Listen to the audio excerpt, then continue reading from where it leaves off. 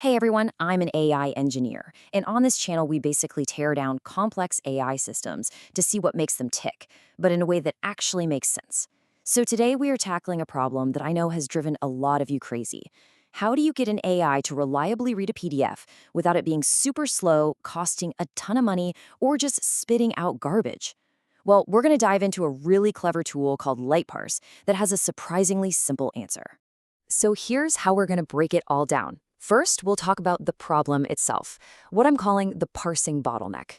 Then we'll get into the big idea behind LiteParse, its core insight. We'll peek under the hood at the tech, see why it's so perfectly designed for AI agents, and then wrap up with the really practical stuff, when you should actually use this thing in your own projects. All right, first up, the parsing bottleneck. Seriously, if you ever tried to build an AI agent that has to read documents, you already know the kind of headache I'm talking about. So why is this still so hard?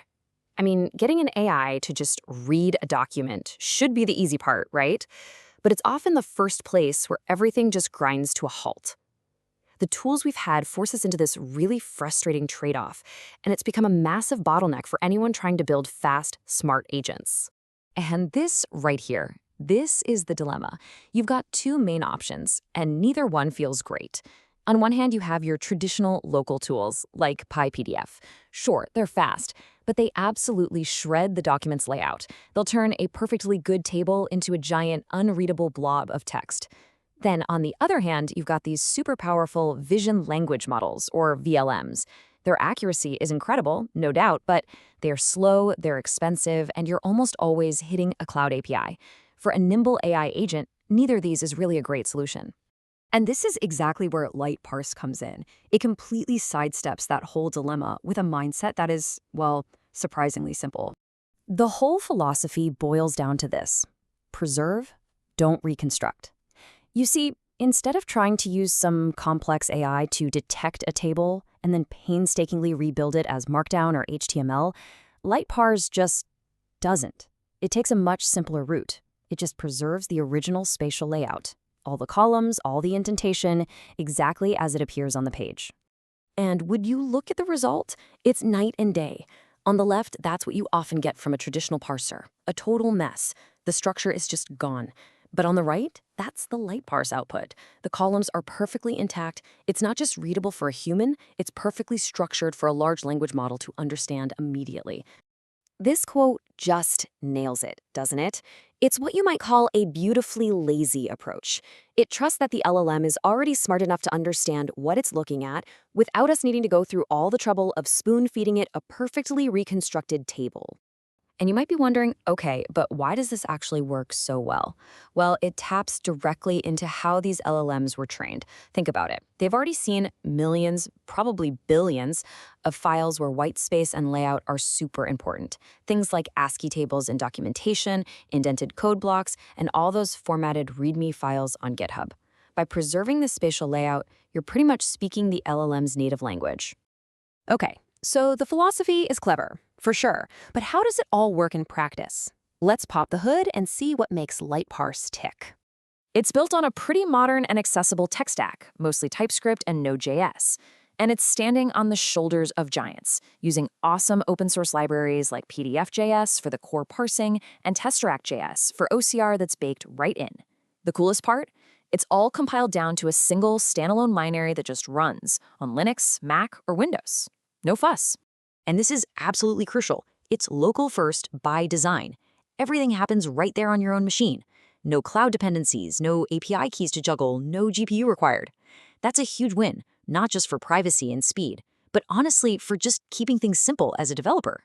So when you run a document through LiteParse, it doesn't just give you one thing back. It gives you a whole toolkit. First, you get that awesome spatial text we've been talking about, which is perfect for an LLM to get a quick overview. Second, it can spit out screenshots of any page, which is clutch for when you need a model to see what's going on. And third, you get detailed JSON data with bounding boxes for every piece of text if you want to do something really custom. Now, this combination of outputs, text, images, and data, it's not an accident. It's all part of a design that's specifically tuned for how the smartest AI agents are being built today. It enables a much more efficient way of thinking. This opens up this really powerful two-step workflow. Okay, step one, the agent does a lightning-fast parse of the entire document's text. This gives it a high-level lay of the land in just seconds. Then, step two, only if it runs into something tricky, like a complex chart or a weird diagram, can it then fall back and say, hey, I need to see the screenshot for page 12 to do a much deeper visual analysis. And this pattern is just so much more efficient. You're blending the raw speed of text processing with the incredible accuracy of visual analysis. But you're only paying that vision cost when you absolutely have to. It's way smarter than just throwing an expensive vision model at the entire 100-page document from the very beginning. Okay, so with all of that in mind, let's get down to brass tacks. When should you actually reach for LiteParse, and when might another tool be a better choice for your AI stack? Here's a quick cheat sheet. LiteParse is going to be your go-to when you're building agents or any kind of real-time pipeline where speed and running locally are your top priorities. It's blazing fast and it's free. Now, for heavy-duty production systems where you need the absolute highest accuracy, I'm talking perfect markdown output, a cloud-based tool like LlamaParse is probably the right call.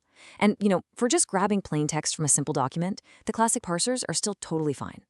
Another big plus is how versatile it is. It's not just a one-trick pony for PDFs. It handles Office docs, Word, Excel, PowerPoint, and a ton of different image formats. And the way it does this is pretty clever.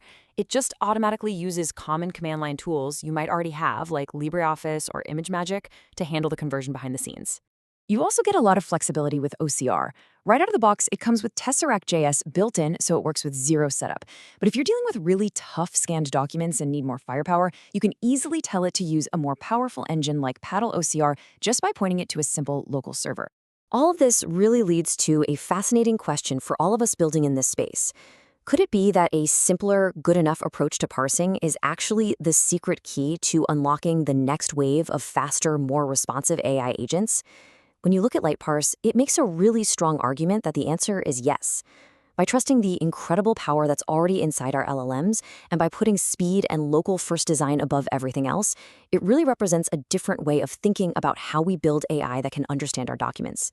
Hey, if you found this breakdown useful and want to keep up with the cutting-edge tools that are shaping AI, do me a favor and hit that subscribe button. Thanks so much for watching, and I'll catch you in the next explainer.